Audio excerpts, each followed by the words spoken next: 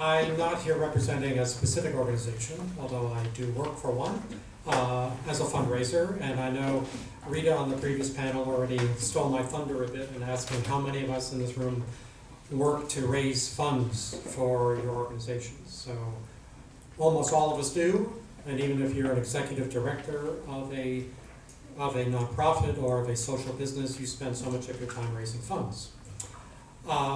So I am going to talk about different types of financial resources that increasingly are available to the nonprofit sector and to the social benefit sector. So it's called Beyond Grants. So it's really what I call here the evolving social capital marketplace. And it's actually the focus of that is to change the way the world changes. So it's moving beyond pure philanthropic grant-based support. Here we go. So the social capital marketplace is really redefining social and economic priorities. So the purpose right now is to match money with mission. And that whole focus right now is bringing forward new organizational forms. So nonprofits, yes, but social businesses, the grant makers, foundations are changing the way they are operating as well, providing different types of support, and which is allowing for new funding and new financing systems. The whole social benefit sector is becoming much more systems driven, which allows for economies of scale, cross-pollination of efforts, collaborations, which many of the good work that the people here have been talking about. It's that collaborative approach. It's feeding into the financing of these efforts as well. And for us, working in the nonprofit sector, that means it's a challenge, but so many more opportunities. And it's really, I reduce it into sort of basic economics. So it's the demand side, our side, reaching out to the supply side, meaning the funders and the financiers. The social finance or the social capital marketplace has the resources now. They are looking to reach out. We learned from our colleague from the GE Foundation that they are purposely looking to our sector because it makes good business sense. So it's really dependent upon our sector to rise to the challenge and come up with ways to position our work that can tap into these new resources. So one big change for us, our mentality, is the traditional nonprofit social benefit sector views our work as correcting for the marketplace, that the market is part of the problem, or actually the marketplace, the for-profit motive, has created these social injustices, and it now falls to the nonprofit sector, the social business sector, to fix it. What's moving now, or should motivate us, is this new vision that we need to connect to the market because the market is now part of the solution, such as what GE is doing, or the other colleague from the health insurance industry in Boston. So this slide is a little hard to see, I think, but it's showing again the differences in that we're moving past the charity mindset into an investment mindset. So traditional philanthropy goes to operating support for endowments, perhaps, if your nonprofit is established well enough to have an endowment. But these new mechanisms are investment capital to seed new approaches and new solutions to many of the problems that we are facing here and speaking about today. Traditional philanthropy is almost solely for nonprofit organizations, but these new philanthropists support nonprofits, they support social enterprises, they support cooperative initiatives, hybrid organizations. So one takeaway is that our sector, we are not the only game in town right now. We are working in collaboration many times with these new hybrid organizations, these social benefit ventures. all of us kind of working together for funding, but also working together to access new types of financial resources. Again, it's moving away from the charity perspective to an investment perspective.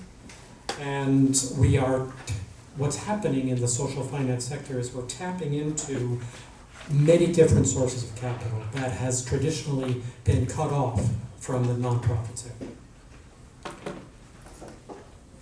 So the way this looks is that it's really affecting every traditional funding prospect sector. So high net worth individuals at the top, the public sector, so public financing, foundations plus, I call foundations plus because there are foundations and other hybrid mechanisms that are working in our sector. And then, of course, the private sector, corporations and things. All of them are working together in this social finance marketplace. And the sweet spot is right in the center of this Venn diagram. And some of the mechanisms that are being used by all of these different players are things such as venture philanthropy, socially responsible investing, and impact investing. These are all mechanisms beyond traditional grant making. So just quickly, what some of these mechanisms are. Venture philanthropy, I'm sure most of us are familiar with this term. It is still grant making, so that's sort of a big distinction. Again, they're taking their cue from the venture capital marketplace. So they assist with business planning, they assist with that. They do rigorous analysis of the nonprofits and the social ventures they choose to associate with. And again, they do that analysis in order for them to take your venture and match it to funding opportunities they have access to, tapping into these resources that traditionally have not been available to us.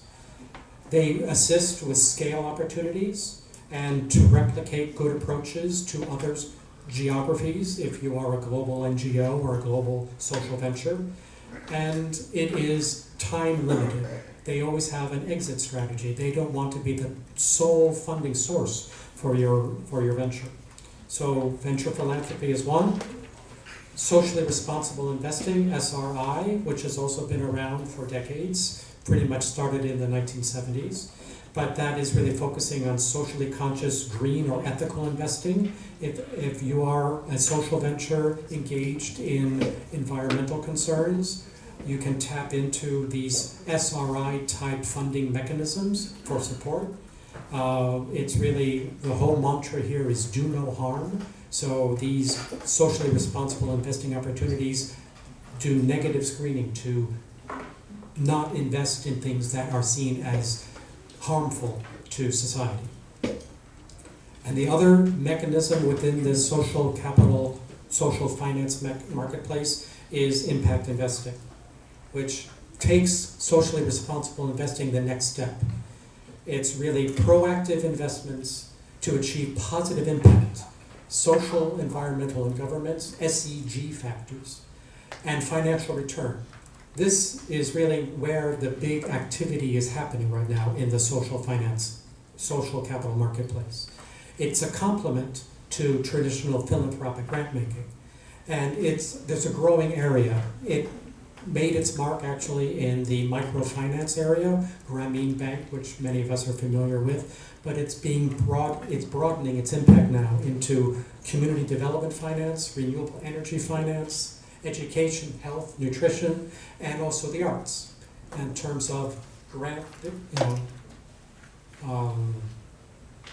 place-based grant making.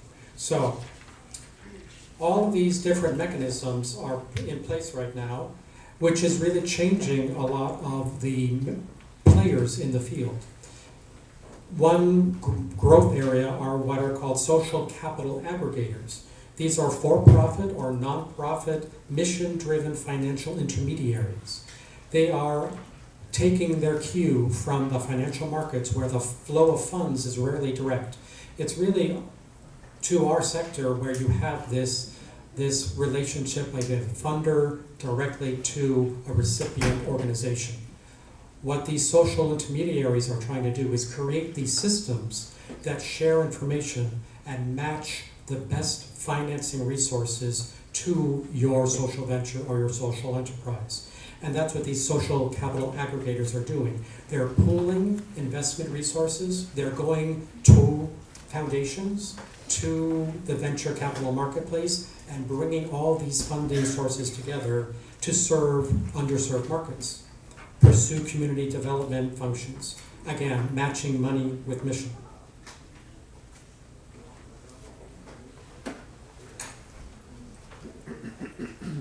Some of the, I'll give 3 examples of the organizations that are working in this space. New Profit Inc., which is a nonprofit social venture capital venture philanthropy fund based in Boston. This is a nonprofit that pools financial investments for a portfolio of social entrepreneurs. They grow impact and drive systemic change. They give grants, $1 million plus, to the selected nonprofit or social venture businesses that they view as highly impactful or have the promise of being so.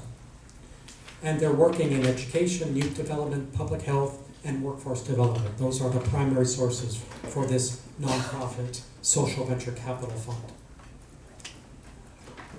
Another example, which is a bit more ambitious, but really a place-based initiative, is Benefit Chicago, which is a $100 million place-based impact investing initiative, which is working to unlock private investment financing for social impact.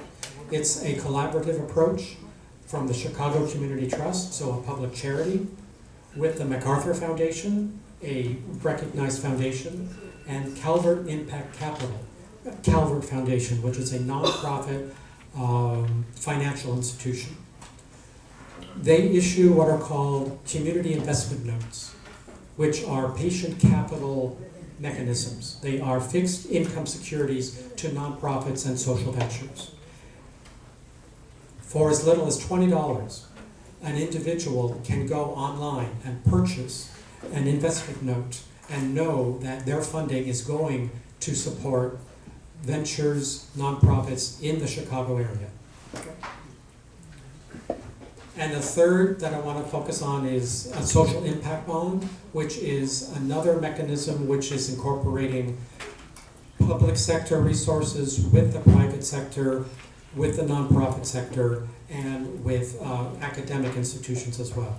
It's a new system, again, tapping into many different resources formerly unavailable to us. So there's this nice graphic, which is an impact capital marketplace, and they take it in the form of this butterfly. So it's this whole idea of the butterfly effect, that slight changes in the conditions in one area have big impact throughout the rest of society. So if you see in the center, in the core of this butterfly, you have grants, loans, equity, quasi-equity, social impact bonds, demand dividends. These are all of the different financing and funding vehicles that are more and more being available to our sector. And on the supply side, those are all the players that are providing this type of support. On the demand side, those are all of us, the people and the organizations working in this sector to make change happen. The challenge now is for us to respond to that supply side and make our ventures attractive. And the question is, why now? Why is this happening now? Well, philanthropy in the US hit an all-time high of $410 billion, which is great. But if you look at the total investing or global assets under management, it's $65 trillion. So the amount of funding that we're able to access through philanthropy is wonderful, but it pales in comparison to the other resources that can be made available to our sector. And just with impact investing, it's $228 billion in 2018. It's expected to grow to $307 billion, which is almost rivaling what philanthropy is. So it's another avenue for us to tap into. So the takeaways: social finance is now part of development, part of fundraising. They are additive resources and tools. They complement philanthropy. It's not a They're not taking money away from us, they're making the pie bigger. And nonprofit, us, the demand side, we need to align ourselves with these opportunities provided on the supply side. Thank you.